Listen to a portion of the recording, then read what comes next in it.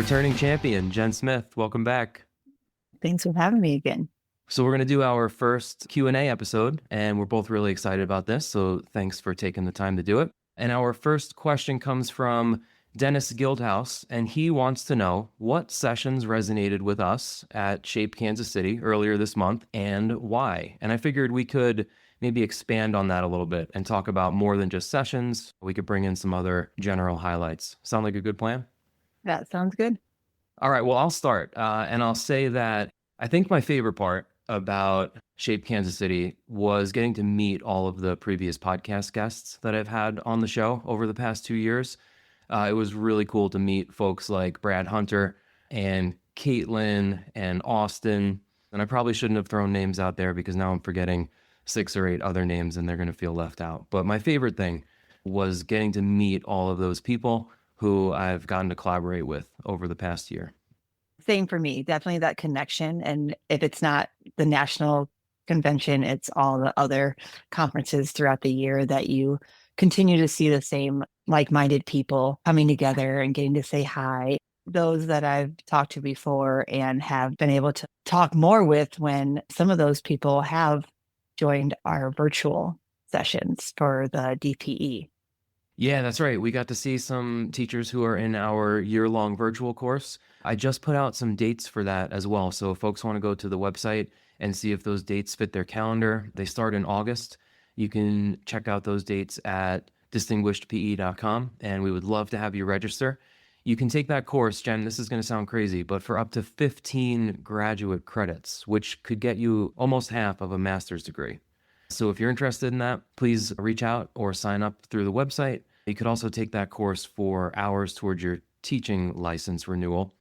But back to the question at hand, Jen, I wanted to add a few more pieces to that, and then we'll get to some of the sessions that really spoke out to us.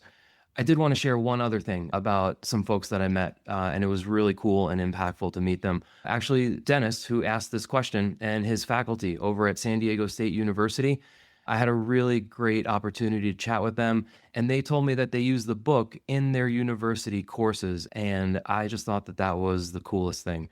So thank you, Dennis, and your crew for the time that you spent chatting with me. That was one of the most meaningful things that I did during the course of that week. All right, Jen, how about some sessions? Are there any sessions that stood out to you? I think this was my answer last year too, but I'm still on my meaningful PE journey. I love the framework. I love what it's about. I know there's a new book coming out on it and waiting patiently for it. The sessions continue to grow, seeing different perspectives of what they took from the meaningful PE framework and how to put it into activities. And I saw a lot of sessions that either mentioned it or it was completely focused on it. But I definitely want to shout out the Illinois and Wisconsin crews because those are the ones that I really saw so much reflection into each of the activities they did. And that's a big part of the meaningful PE framework. It's also the new standard from the 2024 national standards. And I think people are really taking that piece of it in and realizing that you need that reflection piece to help for that understanding of the physical piece. And I also really enjoyed the very first one on day one at 8 a.m. Ken Selby and Katie Malloy from Wisconsin as well. They did a level up session, which was focused on board games, but brought to life. And yes, it's fun and interactive with the gamification. But what I noticed is how inclusive it was. There would have never been a time to know where a student was or what level they were. The first activity was a basketball shooting activity. And there was not one time I saw any of the adults missing or always making it, just how it was developed and designed. And that's where I would love to see more activities go, that it does not matter where you are, you're showing your progress through a gamified board game that kids love to do and now they can physically do. Well, thanks for sharing. Those sound like really powerful sessions. And I know that you and I tried our best to split up. So I'm a little bit jealous that I didn't get to see those ones. But I do want to share a couple that I don't think that you were at. The first one was the session that I went to with Caitlin and Austin. It was called Confidence in Motion, Voice, Choice, and Inclusive PE.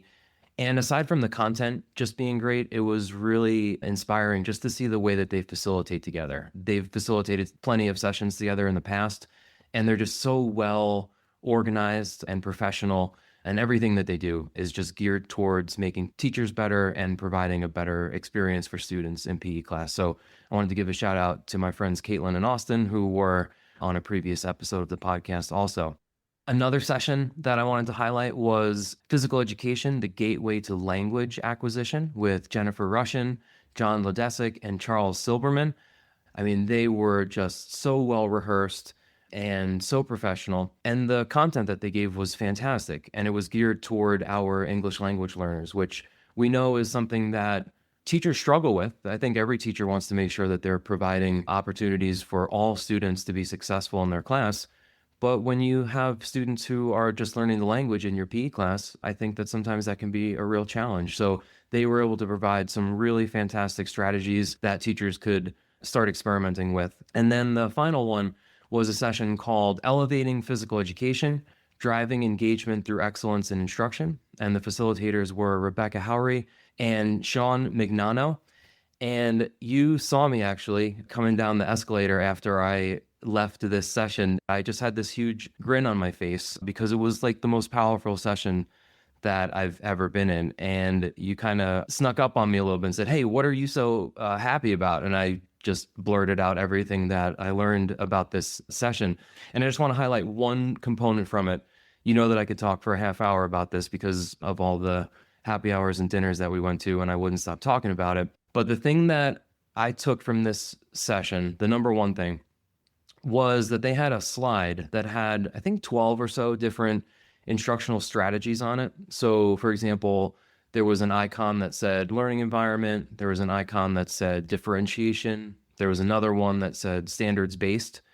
And they would present us with the next round of the activity that we were going to do. And then they would bring us back to the screen and ask us which of the instructional methods were highlighted in that portion of the activity. So we would come back and we would say, well, differentiation was highlighted because you gave us 3 different ways to do that particular exercise. Or rigor was highlighted because you told us that we had to give feedback to our partner and help our partner improve on their skill that we were working on. So that session to me was just all the things in one. And hopefully, Jen, we're going to bring Rebecca, Sean, and even Jennifer, John, and Charles out to Colorado for our PE Summit on June 3rd and 4th, which you and I are really looking forward to. Yes, that would be great. And if the term face melter, if I could put that face in an emoji, that is exactly what I saw when you came down the escalator. Yep, I remember it well. All right, this next question comes from me, Jen. Before we move on to the other listener questions, I was wondering if there was any feedback that you would give SHAPE in order to make this conference even better in the future. So yeah, some of the feedback is already changing for next year. I do feel like it's a little bit long.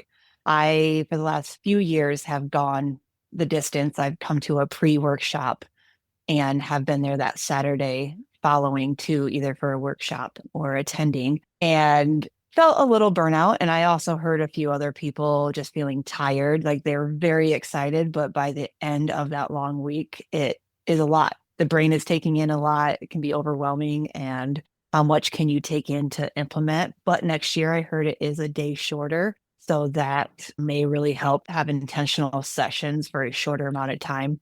I love the coffee talk idea, and they create trending topics to talk about, and other people put in what they would love to talk with others about because it's their passion as well. I just think maybe there could be a coffee talk section or something similar, that a space to talk about what you just learned. So you're able to go to a few sessions. Now we can go talk about the sessions we were in. I don't know how that could work in such a big capacity, but we are really digging into that reflection of how our students are reflecting. So how can we reflect more during all of this learning as adults and be able to talk to others to be able to implement? And then more how to. When you're going to sessions and you see these really cool new activities, where can we learn more about how to plan this activity into a lesson and unit? And that, again, might be that reflection piece or asking for proposals more on instructional strategies of the activities, or a part two of a session would be really cool. And really, my last thing would be there's a lot of toy sessions, and I love that because we should be seeing who our toys are from the year prior and the work going into it. I want to see more highlights of what they do. And when they're combined into 4 or 5 teachers in one session, I feel like I don't see how they got to be teacher of the year. They're showing activities, but I would love if they had their own session to really highlight these are the things I do in my school, in my class, in my community. And this is how I got here to the teacher of the year. I love that they do get to collaborate and work together in a session. And that is a really fun combo. But there's one of the toy sessions, I just wanted to see so much more from one of them. And I knew there was so much more. And it was just a little tidbit. And it was only 1 hour session. They didn't have 2 sessions. So I feel like I missed some opportunity to learn a little bit more from them. I think that's a great idea, Jen. So if the Teacher of the Year award winners did what they currently do right now, but maybe earlier in the week as kind of like a teaser for what they're going to present on in a future session, that would be really powerful because then you could go to the toy session, you could see those 4 or 5 different award winners, and then they could advertise the full session that they're going to do later on in the week. I think you just struck gold with that idea. One last thing that I wanted to bring up, Jen, going back to what I said a little bit earlier about facilitator preparation. As you know, we have started to design a facilitator prep program for the summit that we are putting on June 3rd and 4th in Colorado. And just last night was the first facilitator prep session where we got to run through a best practice guide of what you would expect a facilitator to do in their session. And we got to share ideas with facilitators and teachers from across the country who are coming into our summit. I mentioned Brad Hunter earlier. Brad and I are collaborating on something that I'm really excited about, and it's called the Distinguished PE Certified Facilitator Program. And we already have several folks who want to become a Distinguished PE Certified Facilitator. And if anyone out there is interested who's listening, who facilitates sessions at conferences or who wants to start doing that, and they want to be able to share with organizers that they are part of the Distinguished PE Certified Facilitator Program, please reach out and I can give you some more information on that. Okay, Jen, next question comes from Alex Steele, and he was kind enough to send in some audio for us. For teachers that have many factors to consider for effective assessment, such as having a large number of students that teach in multiple buildings, a low amount of time with students, or even more of a variety of student backgrounds and abilities, or any combination of those, what kind of timely assessment methods do you recommend? Do you believe that a small sample size assessment would be beneficial for whole class data? All right, Jen, a question on assessment, your favorite topic. You want to get us started? As always, ground yourself in the standards. That is where we are heading towards that outcome. The progress is always connected to the standard outcome that you use for the objective in the lesson. Student-facing rubrics help students know where they are and where they need to go with your support of getting them there. I don't believe in mastery. Answer the question, did we show growth through this process? So throughout a semester or trimester, depending on the schedule, through that grading time period, when you have multiple data points on each of the standards, you can average out each standard to see where they are within the big umbrella of that standard. If you only see them once a week and they always are doing the physical, those assessments are a little easier to observe and know where a student is each lesson. But focusing on another standard can help see what they can speak on the knowledge of a fitness concept during a soccer lesson, describing what respect looks like and sounds like during a cooperative activity, or reflecting on a gymnastic skill they are performing after some peer feedback.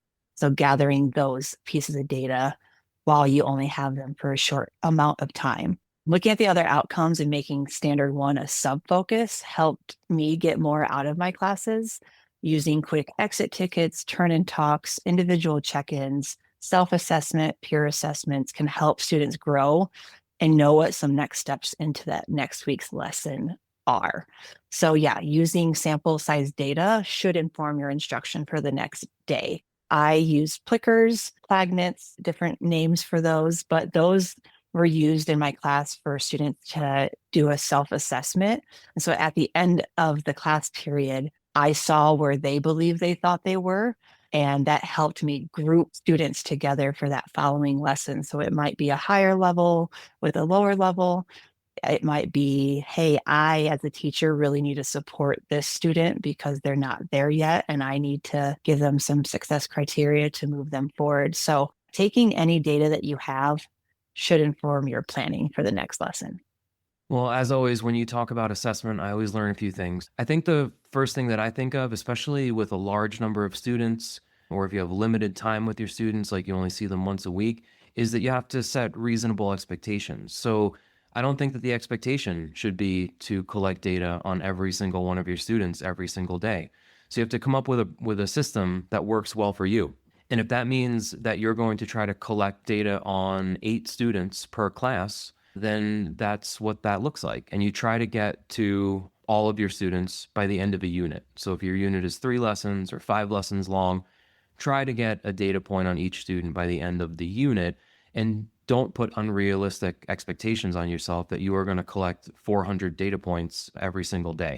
I really like that Alex added that last part of the question, which is essentially like, what do you do with the assessment? And is it beneficial even if you only have a small sample size?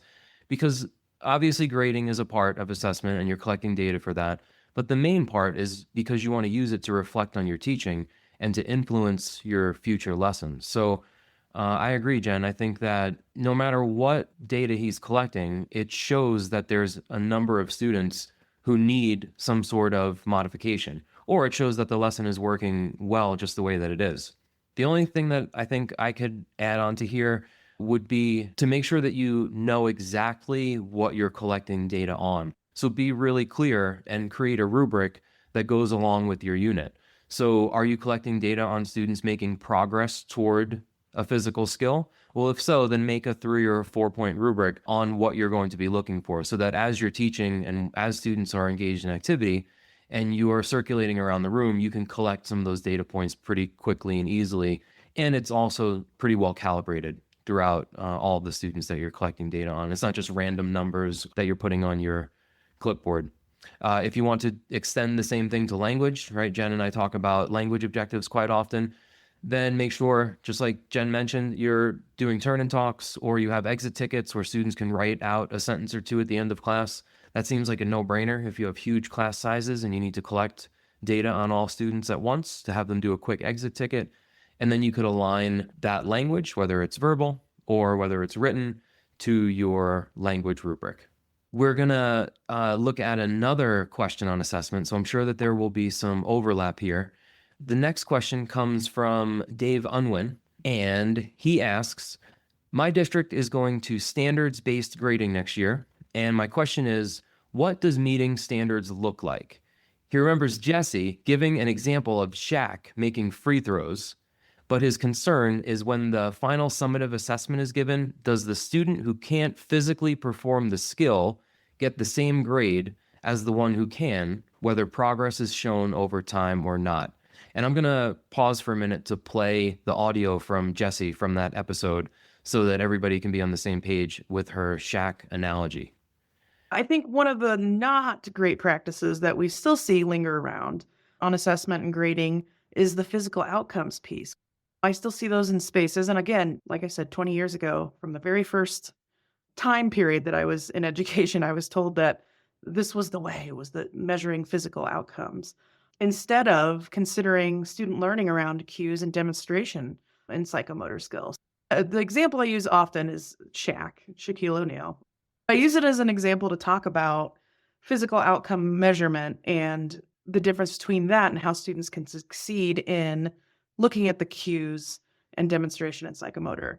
If little baby Shaq was a freshman in high school and he was in your class, and we asked the whole class, today we're going to measure your performance in free throws, and you will get an A, B, C, D, F on however many free throws you make out of 10. And the A, to get an A, was 8 out of 10 free throws. And we put poor baby Shaq in that setup. Shaq is as we know, a professional player in basketball. He's had many championships. He's elite. But I don't think Shaq would do very well in this physical outcome-based request for grading or assessment. He might only get like 3 or 4. And then Shaq gets an F in being rated on his psychomotor skill. Whereas if we decided to flip the script a little bit and say, Shaq, all we want to actually say is, do you know the verbal cues behind the skill you're learning? Do you have the opportunity to talk about those cues? Can you observe your own skill and modify your own skill? Can you talk about that skill with someone else and give them feedback? And then can you make changes on your skill to improve? And I think that's one of the biggest philosophical changes that folks have to get over in our content, because we come from the land of measurement in physical or psychomotor skill. Let me get started on this one, Jen, because I think it connects with some of the things that I just talked about. I know there's going to be some overlap here, but I want to reinforce those rubrics. So make sure that you have 2 rubrics, one that has content, and then hopefully we have influenced PE teachers out there to also be checking for students' use of language. And then the other big part is that we should be assessing on students' progress toward the physical skill, not mastery of the skill. I know that we just covered assessment quite thoroughly in that previous question. Is there anything else that you would want to add on to Dave's question here, specifically about standards-based grading? So the final grade isn't just on that one lesson or unit. So maybe they're aren't the greatest at hand dribbling, passing, or shooting, but maybe they are at a higher level with foot skills. And you also teach 2 or 3 other units that you assess standard 1 skills, and it does average out to a meeting score of the overall standard. So it's not just one skill that, okay, maybe they did not hit that meeting because it's standards based. So you're looking at where should they be in this outcome. You are looking at a range of units that you took data from that standard and averaging it out. So you as a teacher get to be the expert at this point. Out of the 6 units within that grading period, you can look at the data you collected, see where you want to put them in that final grade for that specific standard. And you can repeat this for all the standards. The units I create have main objectives for each standard within a unit, or I combine a couple of them at a time. So I have data on all the standards for each unit. When I know 2 outcomes work well together, that is when I decide to combine them for that objective. And I know I can assess both. So that's a big piece. I can't just write an objective and let the students go. That objective guides me to what I need to assess. So whatever I'm asking the students to do by the end of that lesson or a couple lessons, I am using that to guide how I'm going to assess and what I'm looking for throughout that unit on that objective. So just remember that sometimes that lesson may take more than a day and you have more time to get that data. Another thing just to add, sometimes the best athlete doesn't turn into the best coach, but the one who can articulate their learning can probably coach the game better than play. So I don't believe in weighting a grade on just the physical piece. Being able to combine, like we've said, that content and language continues to go towards that data for that lesson.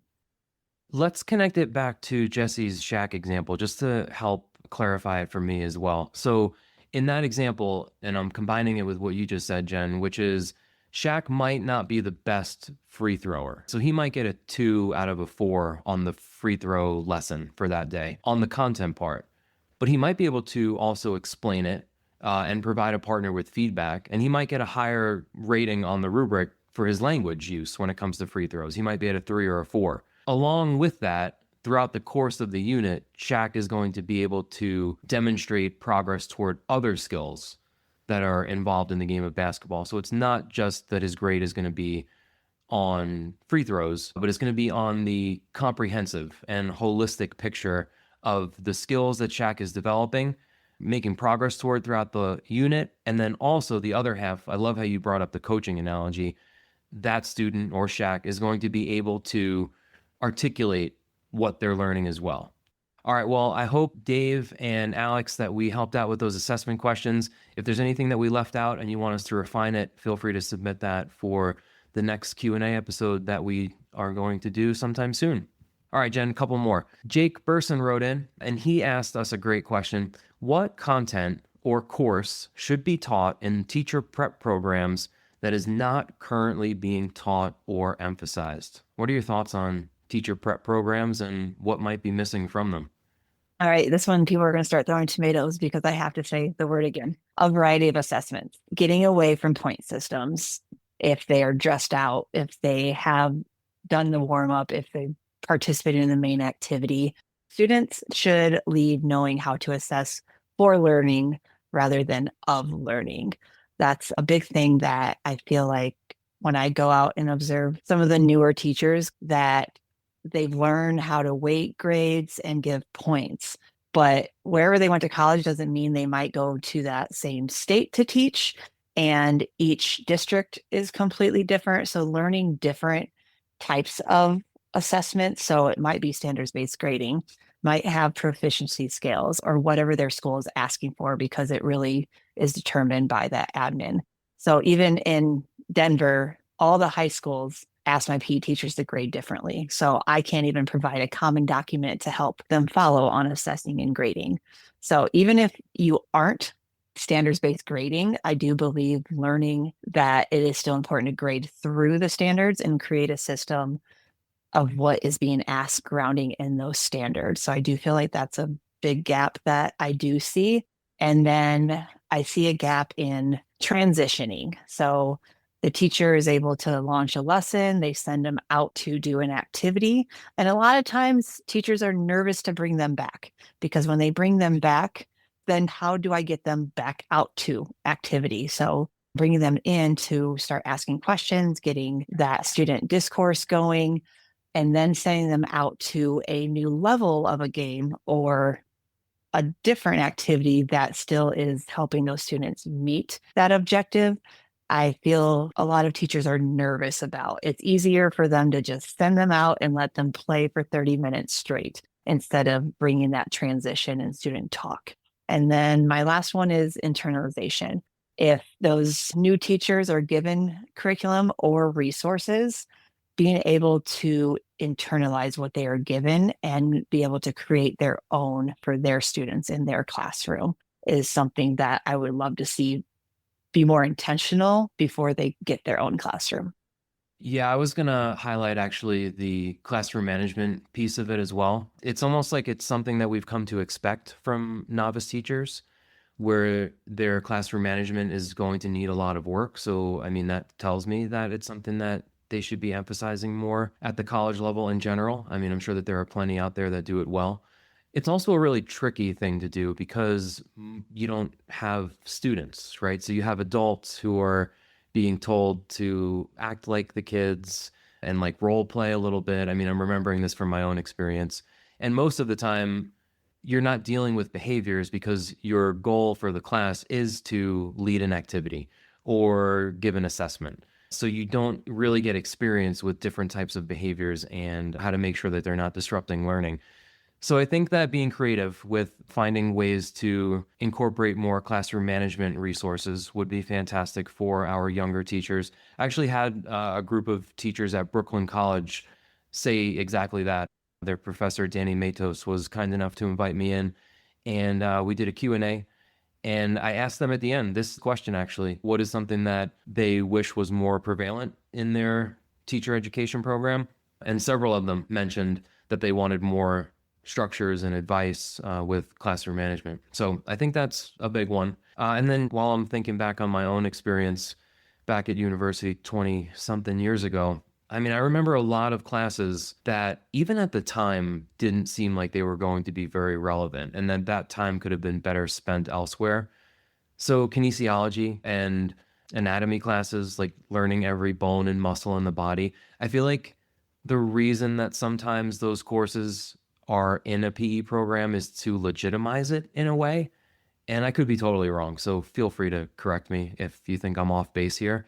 But I would much rather see those types of courses minimized a little bit, maybe not completely taken away, but replaced with courses that focus on pedagogy and instructional methods and best practices. Like, let's just dive into being the best teachers that you can possibly be, as opposed to knowing the names of all 206 bones. Are there 206 bones, Jen? See, I don't even remember. There are. There are 206. Okay, great. So never mind. Let's keep that in because obviously that stuck with me and that was very impactful in my teaching career. But I think that there's a balance there. I remember being in field hockey classes and soccer and football and all that kind of stuff and learning every single rule as if I was going to be an umpire for Olympic field hockey. And that's just not the case. We do so many modifications of activities because we want all students to feel welcome and included in the activity. We don't really need to spend much time doing those things, learning all the official rules and the dimensions of the field. That time can be spent much better elsewhere. Yes, as much as I like the word gastrocnemius, my first grade student just needs to know that that's the calf muscle that we're Exactly. working on right now. Exactly. All right, Jen, last question. Our friend Reese, who is in our virtual course and who did an episode with me at the beginning of this school year, has a question for us. Reese, are you there? Hi, Gary and Jen. This is Reese Meredith here. And my question is about the planning of units. Have you found it better to do a wider range of games and activities, say for 1 or 2 lessons over a unit? Or have you found it better to focus on one game and activity and go into more depth and more detail for, say, 6 lessons or so? I just wanted to get some feedback on that. Keep up the good work. All right, Jen, what do you think? I think more variety, access, and opportunity. I've only worked in Title I schools, so I think my mindset was how much can I provide these students that they may not be able to experience outside of the gym.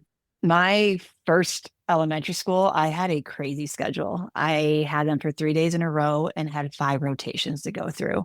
So to be able to really continue and go deeper was pretty hard to do. So I'd have 3-day units and just provide as much opportunity for them to practice and progress through those skills. And I believe I got 16 units in throughout the year.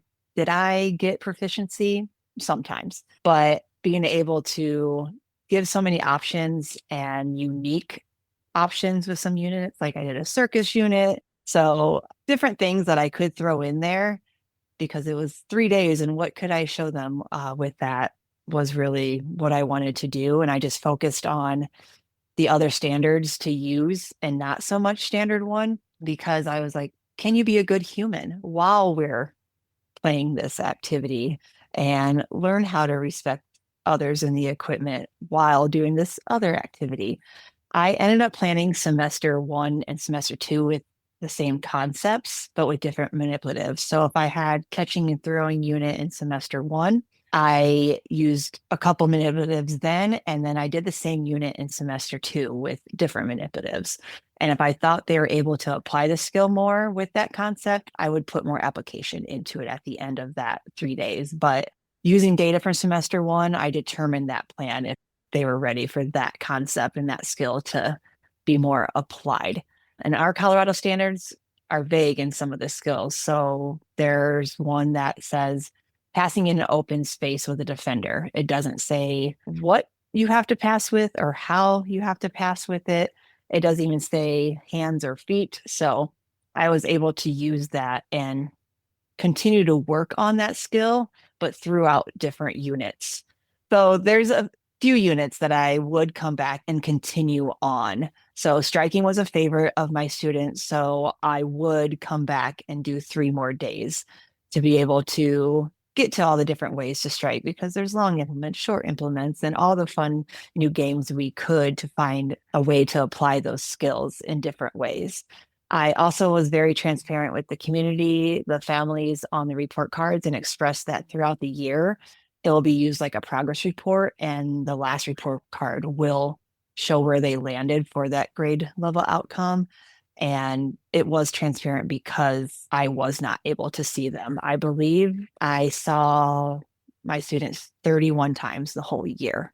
So that's why I do believe give them all the things to play with and try and explore, because at the elementary level, even at the high school level, you are not training them to be a professional athlete. You are providing those skills and those foundations and fun. Find the fun and the joy in the activity.